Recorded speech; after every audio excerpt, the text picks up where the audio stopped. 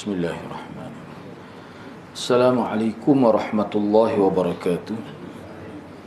Alhamdulillahi rabbil alamin. Wassalatu wassalamu ala ashrafil anbiya'i wal mursalin. Nahmaduhu wa nasta'inuhu wa nastaghfiruh. Wa na'udzu billahi min shururi anfusina wa min sayyiati a'malina. Man yahdihillahu fala mudilla lahu wa man yudlil fala hadiya lahu. Rabbi shrah li sadri wa yassir li amri wahlul 'uqdatam min lisani yafqahu qawli. Amma ba'd.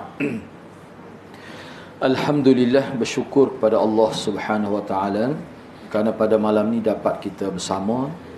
Insya-Allah pada malam ni saya akan sambung perbincangan pada muka surat 23, yang mana perbincangan pada malam ni masih lagi berkait dengan pembahagian hati, pembahagian hati manusia kalau dilihat dari sudut sehat dan sakit, dibahagikan kepada 3 bahagian, iaitu qalbun salimun, qalbun salimun, ataupun yang kedua qalbun maridun, dan yang ketiga qalbun mayyitun.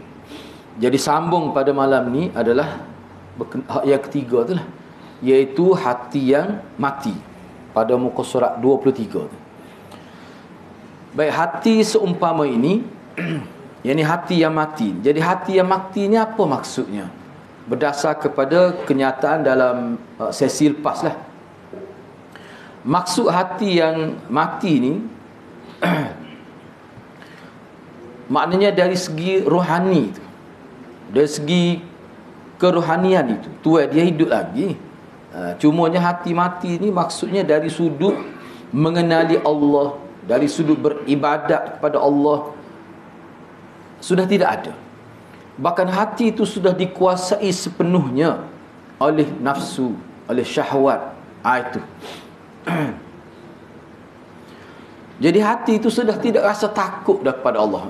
Jadi banyaklah dia sebut, kita bincang sebelum ini. Tu. Yang mana kalau hati yang sakit itu masih ada lagi, masih ada lagi tu. Kadang-kadang baik, kadang-kadang tidak baik. Tak boleh nak agak lah. Tapi tetap ada lagi, masih boleh lagi. Kalau baca ayat Quran pun ada kesan lagi. Tapi hati yang mati ni maknanya sudah rosak tu, kira teruk sangat lah. Sudah teruk sangat. Tapi insya-Allah, kalau dalam perbincangan selepas daripada ni pun, hati yang mati ni dia boleh hidup balik. Seperti mana pokok yang mati bila ditimpa hujan, tanah yang sudah kering kontang, bila ditimpa hujan dia akan subur semula. Ialah kalau kita nak kira Nabi sallallahu alaihi wasallam dibangkit menjadi nabi dan rasul di tengah-tengah masyarakat Arab jahiliah penuh dengan berhala di Masjid Haram itu.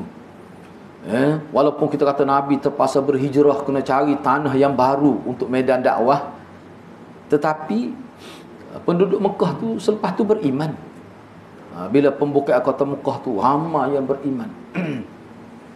Baik. Tapi kukuk mana pun, tujuan kita nak tahu pembahagian ini supaya kita dapat jagalah. Walaupun kita kata boleh hidup semula, tapi nak hidup semula tu bila mati hati tu, itu suatu perkara yang sangat sukar. Kalau hidup tu kita kata nasib lah tu. Bertuah benar lah tu. Baik. Jadi kalau kita perhatikan dalam perenggan yang kedua lah, dia kata contoh hati yang sakit ni, kalau dia buat apa-apa mesti ada niat tak baik. Sama ada dengan maksud nak dapat dunia. Mana kalau manusia ni hati dia sudah mati, bahayalah. Sebab apa? Kita tak tahu. Tapi hati dia nampak buat baik, kita pun terpengaruh, kita pun ikut. Padahalnya ada sesuatu yang bersifat duniawi di sebalik yang dia buat tu. Maknanya hati yang telah mati ni, dia sebenarnya dia bukan sekadar kerosakan berlaku pada diri dia sendiri, tapi dia memberi kesan buruk juga kepada orang lain. Tu misalnya di sini dia buat ni, anak-anak bawa kepada perbincangan lepas. Takut sebab dia kata hati seumpama ini ni, jadi hati lagu mana? Tahu dah pokok kita baca dah rumah kita ni nak. Tahu dah tu, tapi nak sebut jugalah, biarlah nak. Dia buat sini, dia kata pendek kata, kehendak nafsu lebih utama di sisinya berbanding dengan kehendak Tuhan dan keredaan. Makna kehendak dia tu lebih besar daripada kehendak Allah Subhanahu Wa Taala. Kehendak dia lebih besar daripada kehendak agama. Duk tahap tu. Jadi kalau bertembung kehendak dia dengan kehendak Allah, dia akan utamakan kehendak dia. Betul-betul dia ni sudah menjadi innan nafs la ammaratun bisu. Sudah cenderung ke arah itu. Siapa tak tu. Barulah kita nampak.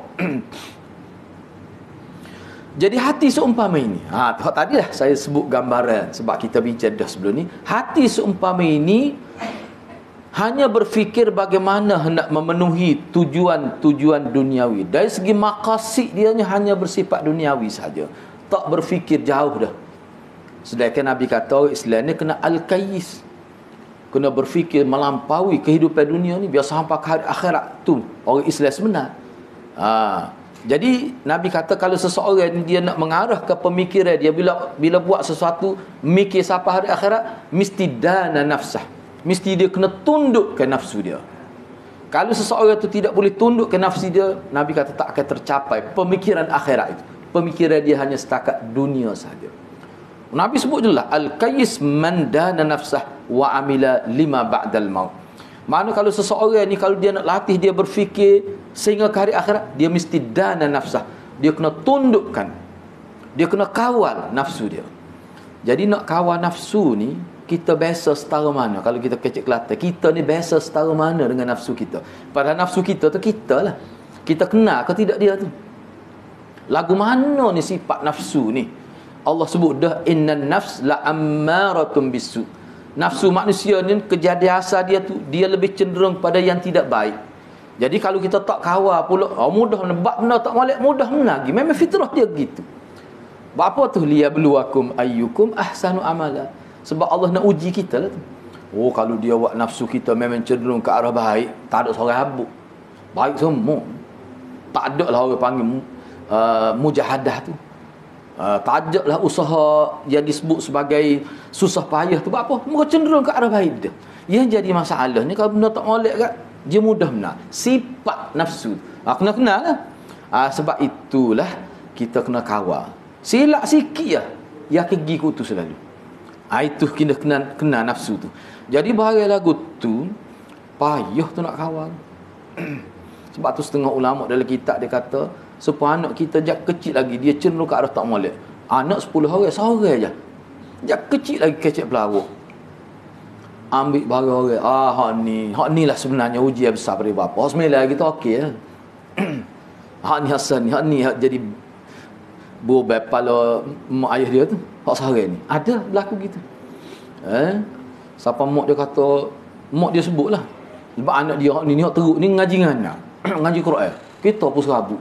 Siapa mak dia, rupanya dia jadi masalah besar dah di sekolah, di rumah. Siapa mak dia kata, kalau tak ingat Tuhan kak, kadang dah mari mikir, rugi aku tak khenyek jak kecil. Siapa mak dia cikgu, ayah dia pun cikgu. Ayah dia bukan cikgu tapi pejabat besar lah. Mak dia tu cikgu. Anak kata sabarlah kak.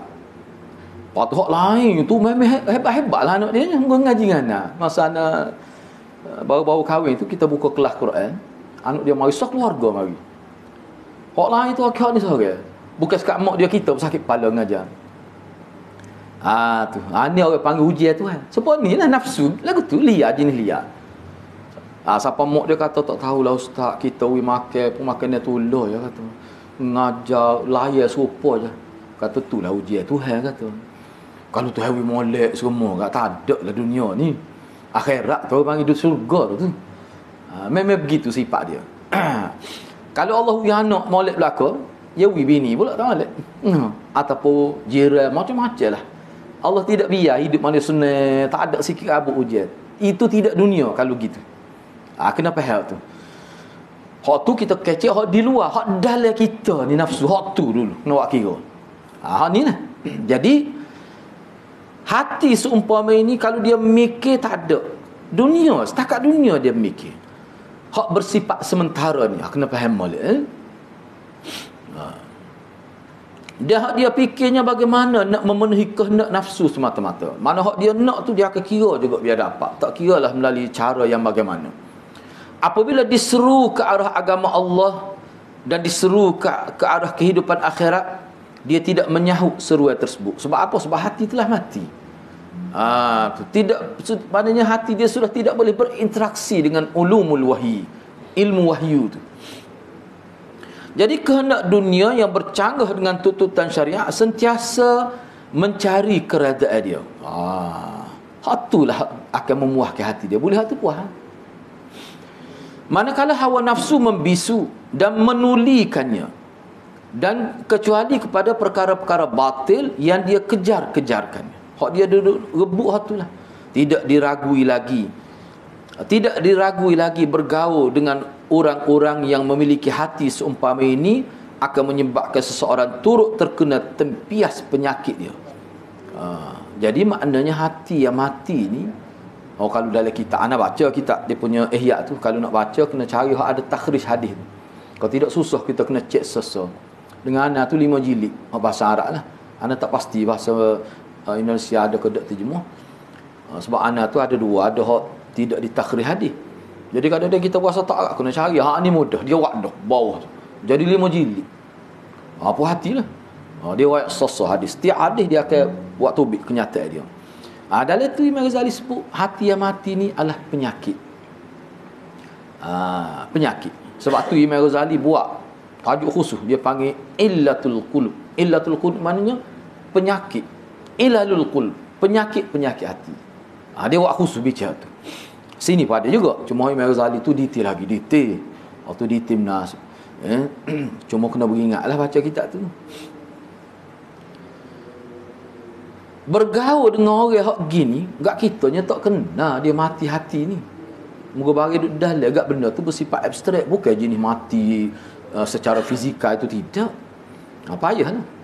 Jadi bergaul dengan orang hak mati hati ni akan menimbulkan penyakit, keracunan hati, dan duduk dalam majlisnya akan menimbulkan kemusnahan kepada diri sendiri. Tu ya. Baik. Kalau nak sebut contoh jangan ni pemerhatian lah, pemerhatian. Kita menjadi mikir lagu mana ni hati orang ni. Dia ni orang politik. Jadi kita nasihat ke dia. Ana tak sebutlah siapa ada lagi lah ni pun.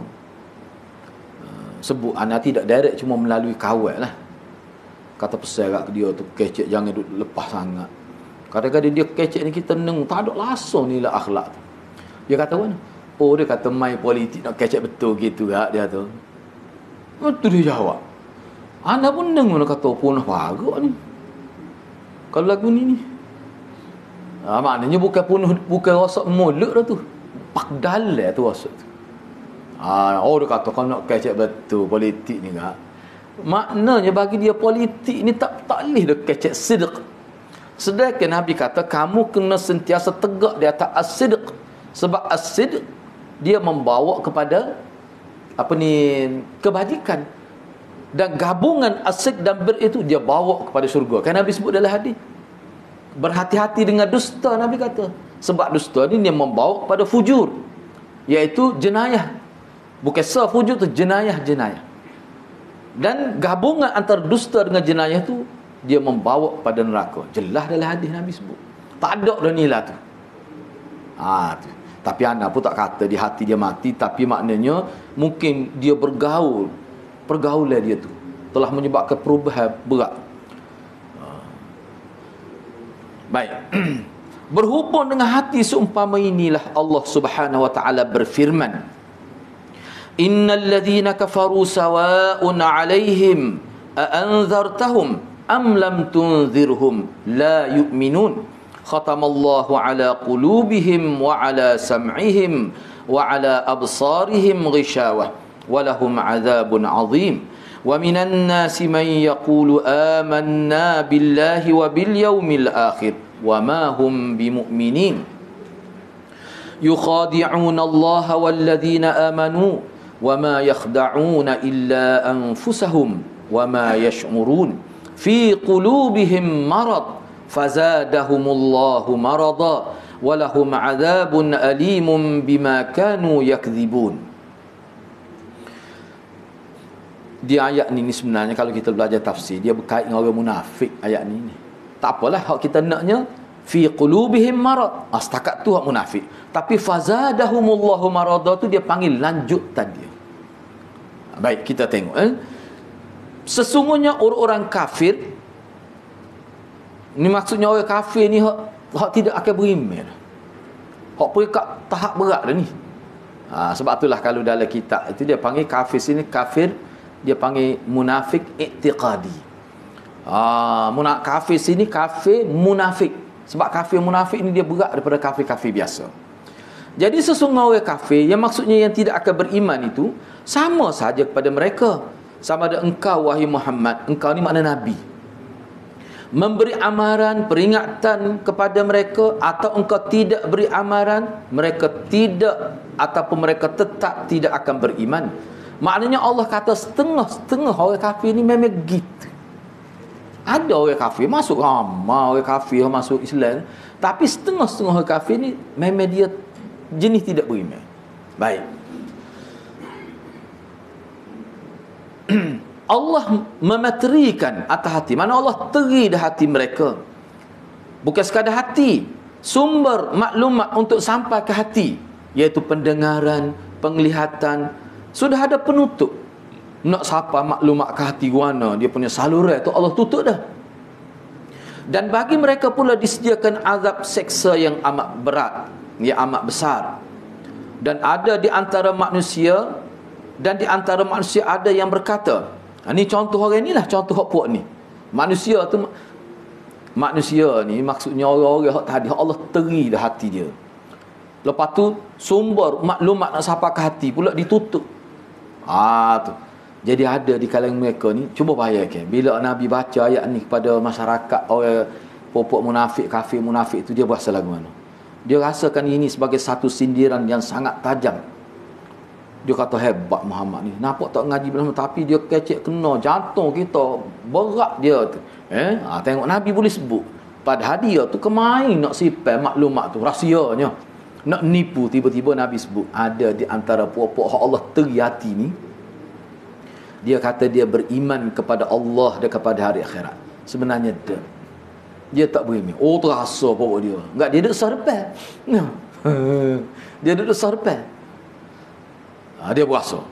Dia kata tajam molek, dia kata kata-kata Muhammad ni. Padahal sebenarnya tidak beriman. Apa mereka buat gitu? Dalam tanggapan pemikiran mereka dengan buat gitu, apa yang mereka dapat? Dalam andaian mereka, dalam kira-kira mereka, mereka hendak menipu Allah. Mereka hendak memperdaya Allah dan orang-orang yang beriman. Padahal perbuatan mereka itu tidak lebih, hanya mereka memperdaya diri mereka sendiri, tapi mereka tak sedar. Wak kau bodohnya tu, anda tambah buah kurungnya. Wak kau bodohnya. Dia kalau kitab tafsir tu memang dia ada sebut tu. Oleh kerana sufahanya, safih ni bodoh telajuk. Kalau bahasa Kelantan ni kat safih bodoh engkau lah. Tu. Wak kau bodoh telajuk tu, dia tak sedar. Dia duk rasa dia duk tipu orang. Padahal dia duk tipu diri dia sendiri. Ada kalau orang lebih gong daripada ni? Tak ada dah. Ni. Jadi dalam hati orang munafik itu terdapat satu penyakit. Hak ni anak pun pelik juga lah. Kalau tengok dari mana tahu, semua ulama kata penyakit dia dua ni, syak. Dan daripada syak, daripada tidak yakin tu, dia ada satu lagi penyakit lain ke dia. Dia ni dengki. Penyakit dengki. Penyakit dengki ni dia melahirkan perasaan tidak puas hati dengan orang lain. Dan hidup dia begitu. Dan perasaan hasad dengki ni dia tidak semasa berada di hadapan orang saja. Kalau dalam kitab Minhajul Qasidin dia bincang lah, betapa sifat hasad ini dia merosakkan manusia kerana perasaan ini dia lama duduk. Misalnya dia berdengki dengan orang, bila dia tengok orang itu dapat nikmat, pukul 4 malam nak tidur tak ilah lagi. Duduk tidur berapa hari, nak buat lagu mana ni? Tu. Jadi maknanya penyakit ni terbawa-bawa. Kadang-kadang orang yang cerdik bila ada hasad dengki dia jadi bodoh. Jadi dia tak boleh guna semaksimal mungkin pemikiran dia. Berat tidak penyakit hasad dengki ni. Dia memusnahkan pemikiran dan sanubari manusia. Baik, maknanya penyakit dia penyakit tidak yakin dan juga dengki. Fazadahumullahu marada. Jadi oleh kerana dia duduk berkekalan begitu, musirrun ala zalik, duduk begitu tak ada pun niat nak berubah, maka Allah hukum di dunia lagi dia. Dengan cara mana? Allah gandakan lagi penyakit itu semakin tebal, semakin tebal. Jadi akhirnya sebuah hati dia sudah diseliputi oleh penyakit ini. Penuh, tak ada ruang untuk dicelahi oleh kebaikan.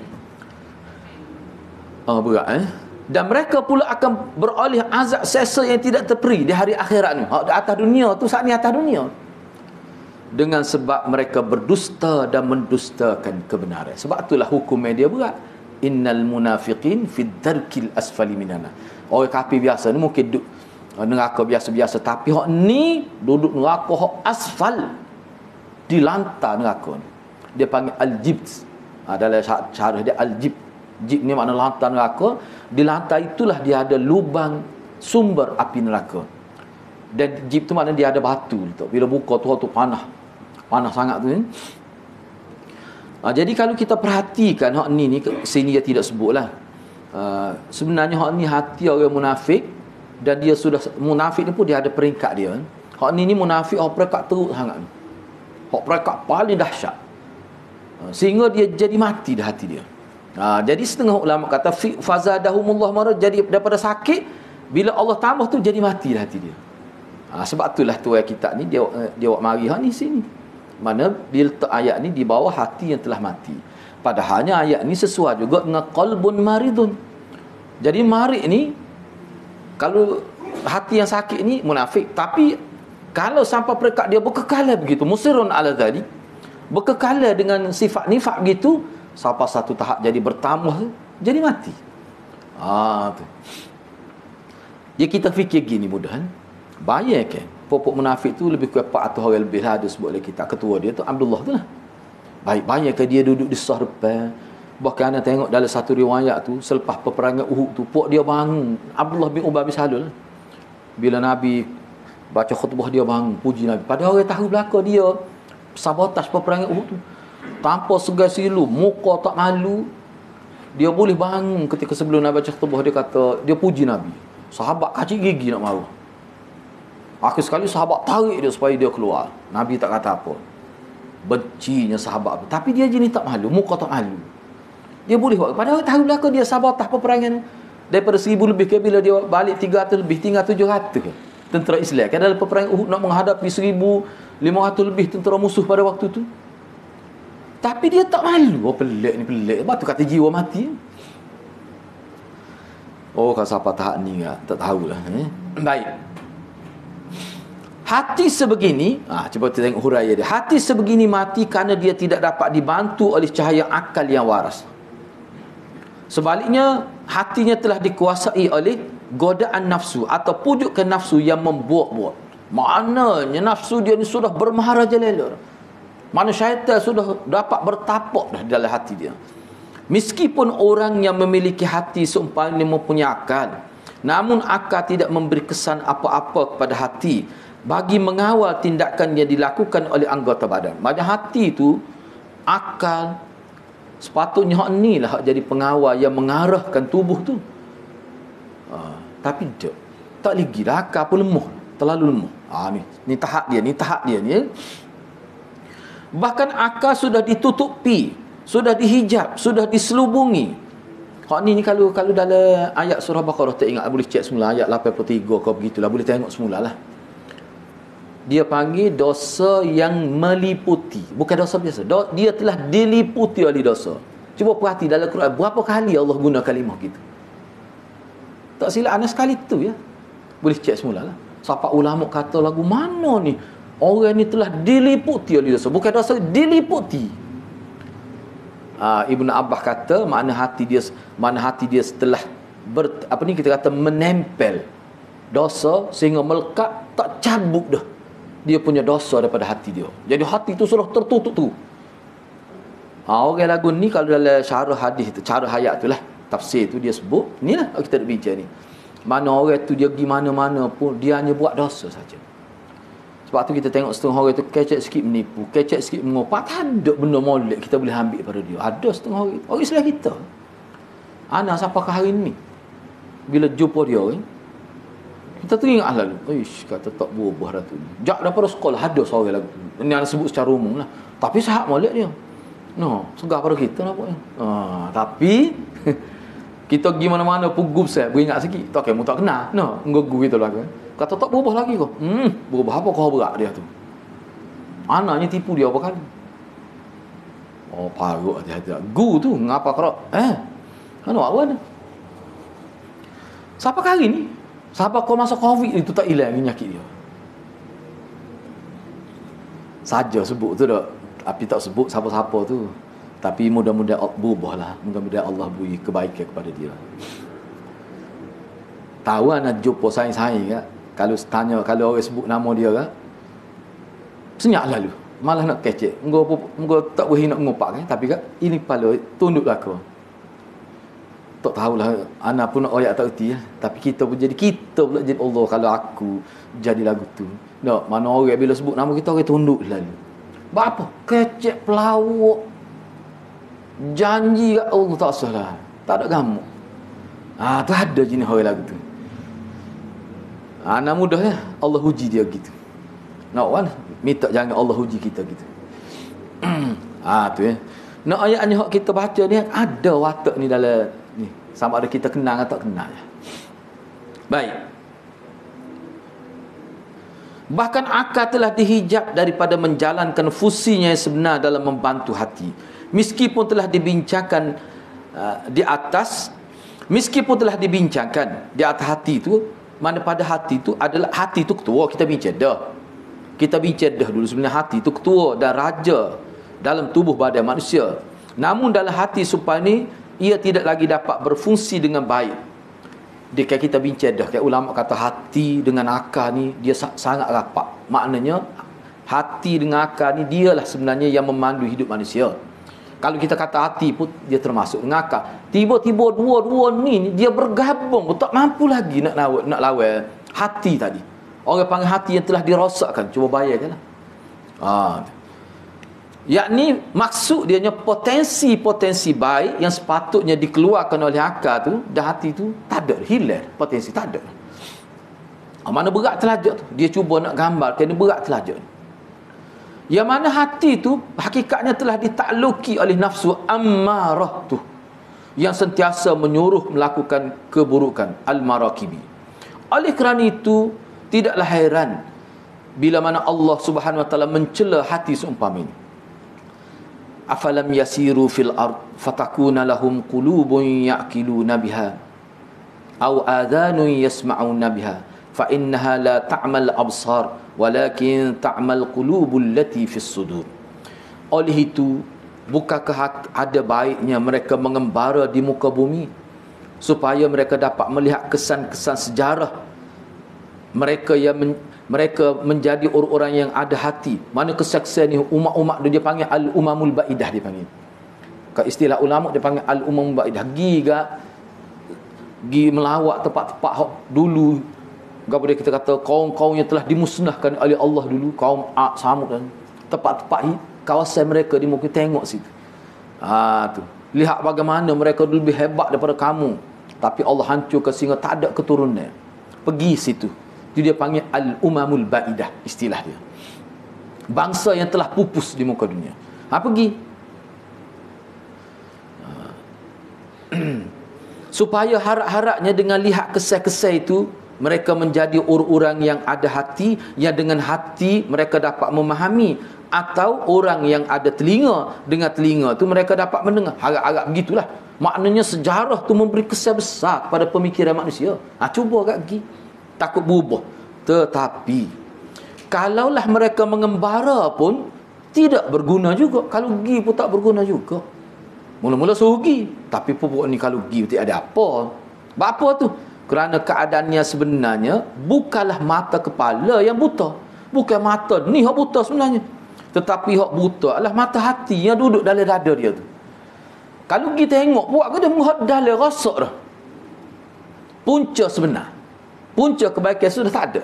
Kalau mata pergi telinga duduk dengar kuliah, duduk dengar baca Quran, duduk dengar, mata tak ada apa-apa sebab dalam rasa. Ini ayat ni sebagai isyarat pada bila manusia sampai ke tahap ini, mata pun tidak boleh dapat ambil kebaikan daripada apa yang dilihat. Telinga pun tidak dapat ambil kebaikan daripada apa yang didengar. Na'udzubillahi min zalik.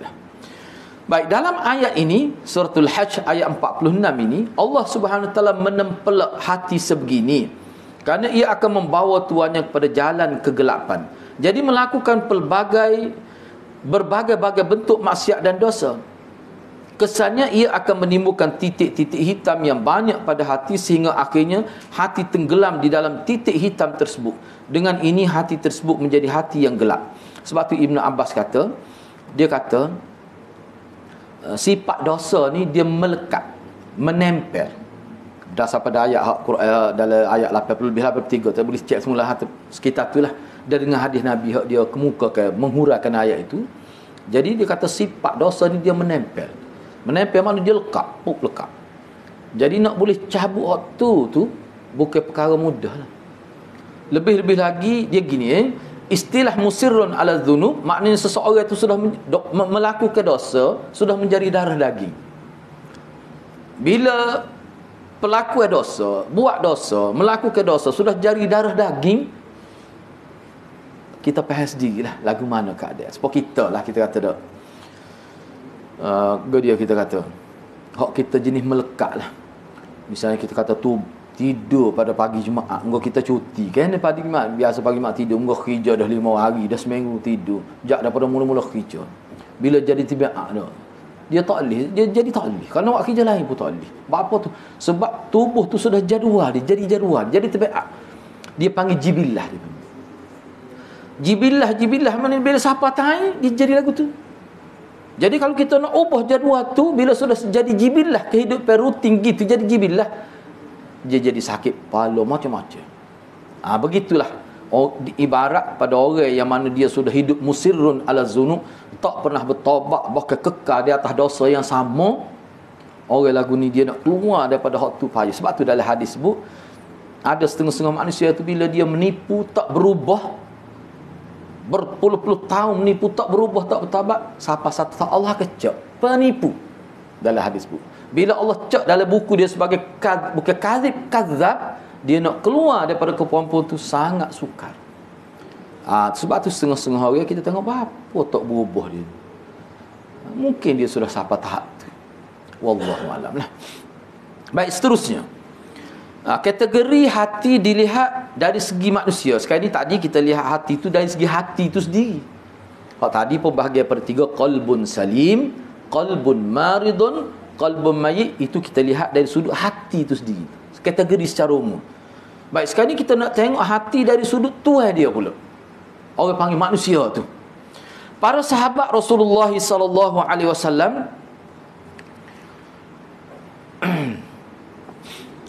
membahagikan hati manusia kepada 4 jenis sebagaimana yang diperoleh secara sahih berdasarkan kepada isnad yang sampai kepada Hudzaifah Al-Yamani dan disahihkan oleh Ibnu Abi Syaibah. Jadi sahabat dia bahagikan hati manusia ni kepada 4 jenis ni berdasar pada hadis ni lah. Ni hadis ni sebenarnya ni. Ni hadis ni. Ni. Al-qulub arba'atun. Cuba tengok muka surat sebelah tu. Al-qulub arba'atun. Hati manusia ni 4. Hak tadi 3 tu pembahagian dari sudut hati. Hak ni dari sudut manusia tu.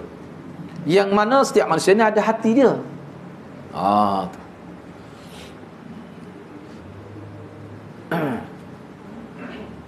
Pertama sekali apa yang qalbun ajrad. Qalbun ajrad.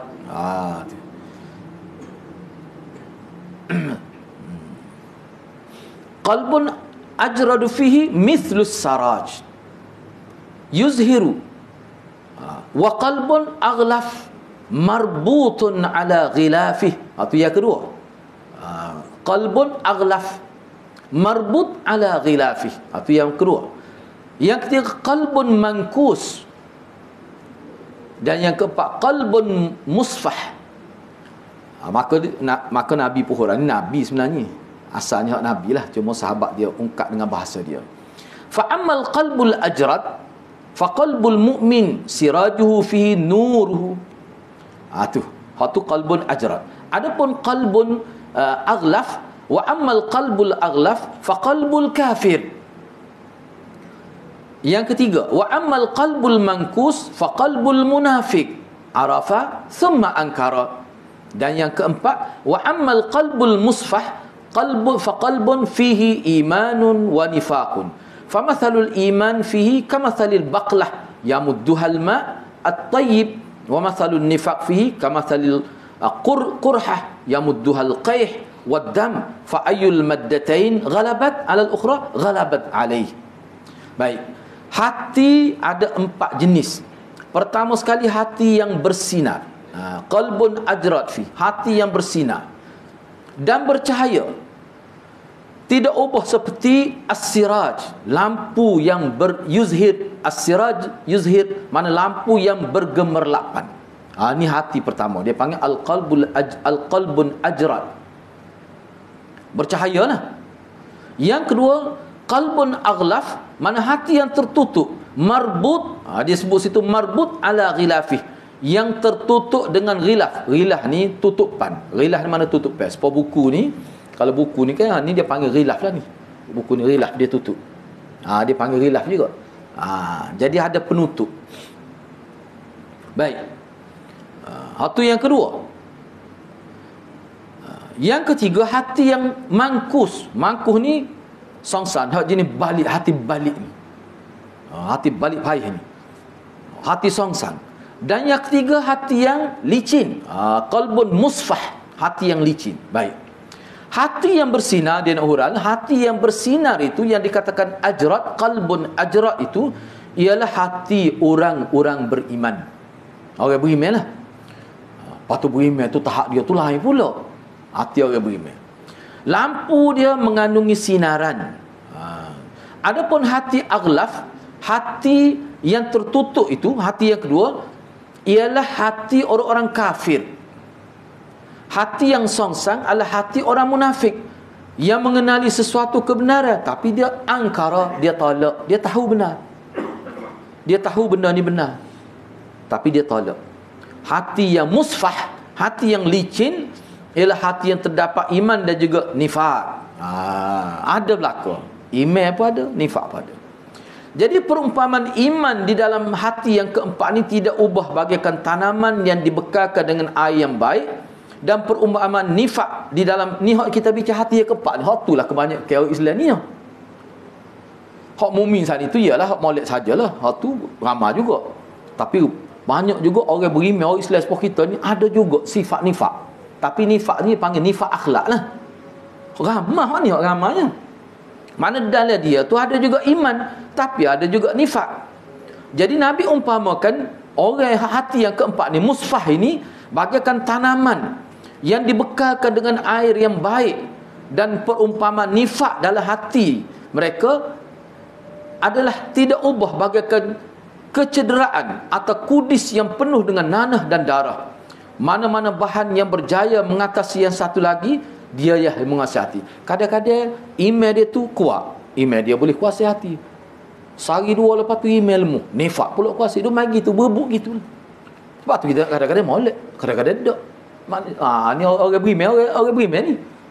Orang Islam kadang-kadang nampak molek, kadang-kadang boleh harap, kadang-kadang tak boleh harap. Ni. Tu Nabi kata kena buat tu. Ni dia panggil nifaq akhlak ataupun nifaq dari segi fi'il. Begitu. Jadi antara hati ajrad dengan hati yang musfah ini, itulah hati orang beriman. Begitu. Baik, maka dia pun nak buat huraian lah hak pak tadi tu. Serabut juga ngaji hati no. Tapi kena ngaji, kena tahu. Sebab dia duduk dalam tu, tak ada orang tu selak kita. Tapi ada orang tak nak jatuh boleh hidup. Hidup lagi kau tak tahu. Alah mengarut sungguh. Okey, hak mula-mula ni ni. Hati orang beriman. Anda ambil lah sikit. Kita ambil sikit lah, kita bincang ni saja. Kita nak ambil mula-mula hati orang beriman secara ringkas saja. Hati orang beriman dia panggil hati qalbun ajrad. Itu tadilah fihi mithlus saraj yuzhir. Hati orang beriman adalah hati yang bersabar dan merupakan hati orang beriman yang berjalan berdasarkan panduan daripada hidayah dan petunjuk daripada Allah. Mana hati orang beriman ni dia terdorong ke arah kebaikan saja. Ni peringkat tinggi ni hati para nabi lah ni. Nabi, rasul, syuhada, siddiqin dan sebagainya. Hati sebegini seperti mana Allah berfirman. Ni. Allahu nurus samawati wal ard. Mathalu nurihi kamishkah fiha misbah. Al misbahu fi zujajah.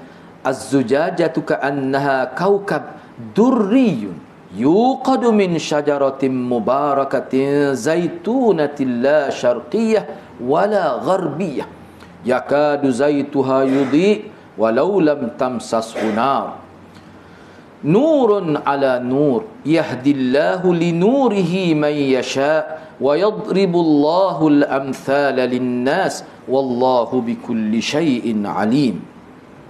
Maksudnya Allah yang menerangi langit dan bumi. Bandingan nur hidayah, yakni petunjuk Allah, yakni kitab suci Al-Quran, adalah sebagai sebuah mishkat. Mishkat ni lompang lah kita kata.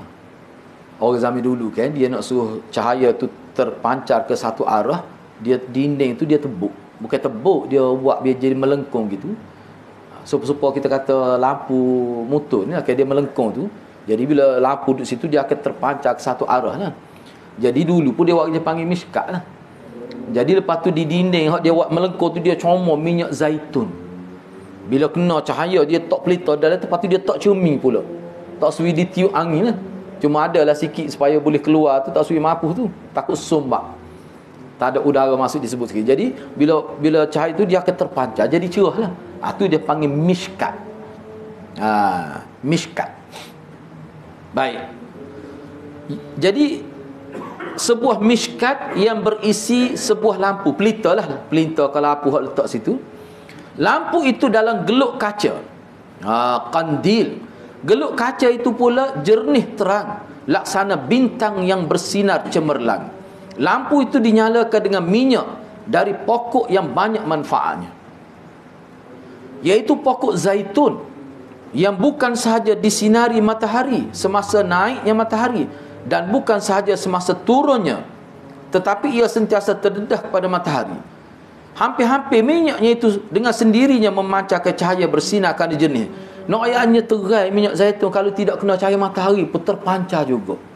Nak ayat minyak dia tu diterai di atas apa, kalau tidak ada pantulan cahaya matahari pun nampak juga keluar cahaya tu. Nak ayatnya jernih molek. Hot tu. Itulah minyak hot jadi minyak untuk pelita tu. Lepas tu letak dalam geluk kaca, dalam mishkat tu pula. Cahaya tu dalam terai kena pula dinding yang dilomor dengan minyak zaitun, dia akan terpancar jadi cerah lah. Tu supaya kita learn kan, hak keram tak letak lakai tu. Jadi macam cermin terpancar. Itu maksud dia nya. Jadi kalau tidak kena cahaya matahari, tak kira lah matahari naik ke matahari jatuh, tak kena cahaya tu pun nampak ada juga sinar tu. Sebab apa? Jernih dah minyak zaitun ni, walaupun ia tidak disentuh oleh api. Jadi sinaran nur hidayah yang demikian bandingannya, ni nak banding hidayah Allah ni, adalah sinaran yang berganda-ganda. Cahaya berlapis cahaya. Allah memimpin sesiapa yang dikehendakinya menurut undang-undang dan peraturan. Kena buatlah, itu sunnatullah dipanggil. Dalam kurungan itu maksudnya sunnatullah. Kepada nur hidayahnya itu. Dan Allah mengemukakan berbagai-bagai misal perbandingan untuk umat manusia. Dan Allah Maha mengetahui akan tiap-tiap sesuatu. Dia hurah sikit saja ni. Hati orang yang beriman di atas adalah hati orang yang selamat daripada penyakit syubhat, kebatilan dan syahwat. Ia bercahaya dan bersinar dengan cahaya ilmu dan iman. Jadi nak ayatnya gabungan tadi, orang panggil mishkat tadi, hak melengkung tu dicomor dengan minyak, kemudian pelita pula letak dalam tu sumber minyak dia pula minyak zaitun, cerahlah. Lagu itulah hati orang beriman. Jadi maknanya gapo dia kita panggil? Semua perkara bersinar. Jadi gabungan sinar-sinar itu dia melahirkan satu cahaya yang sangat terang. Hak saat ni gabungan ke dia? Hak tepat teluk tu kita kata melengkung tu dah lah bubuh comor minyak zaitun. Lepas tu minyak zaitun sedia pun hebat pula. Lepas tu letak geluk kaca pula. Mana sentiasa dibersihkan semua. Bila keluar cahaya terang. Lagu itulah hati orang beriman. Hak mula-mula ni. Hati yang dikatakan qalbun ajrat tu. Lagu itulah hatinya. Tu. Lepas ni dia lambat lagi dia nak bincang tu. Jadi nak boleh hati lagu ni tu lagu mana? Dia ada ayat bab hati ni ada lagu ni, lagu ni. Lepas tu nak suruh jadi hati lagu tu kena buat lagu mana? Tu dia bincang lepas ni. Maknanya sebelum kita nak bincang, nak gilat hati biar jadi sebuah hati qalbun ajra' itu, dia ada cara dia. Mula-mula sekali kena buai dulu penyakit tu. Kena buai dulu benda hak duk salut tu. Menyebabkan jadi tak kena buai selaput-selaput dulu. Kena buai dulu lumuk-lumuk tu. Tu ni duk main berzikir saja. Patut tu tak buai. Nah, duk main tu tak sebuai penyakit tu. Hak akan datang dia guna istilah makanan syaitan itu. Dia istilah makanan syaitan. Kena buai dulu tu. Makanan syaitan bertepek wek ada lah. Lepas tu duduk berzikir tak ada apa supaya makan obat lah. Paten dia. Nah, lepas tu doktor ayat tak dengar. Lepas tu makan obat 1000 sebutir pun tak ada apa. Mana itu maksud dia. Itu perbandingan. Jadi waktu tu kita bincang kemudian lah. Kemudian untuk sesi akan datang kita bincang pula hati yang aghlaf, iaitu hati orang kafir. Ni proses nak kena pasti hati kita tu dulu. Maknanya ni proses mentakrifkan hati. Begitulah. Jadi insya-Allah hati orang kafir tu kita bincang semula lah. Wallahu alam, kita berhenti setakat tu dulu. Mudah-mudahan Allah berkati kita semua. Aku qauli hadza wa astaghfirullahal azim li wa lakum. Wassalamualaikum warahmatullahi wabarakatuh.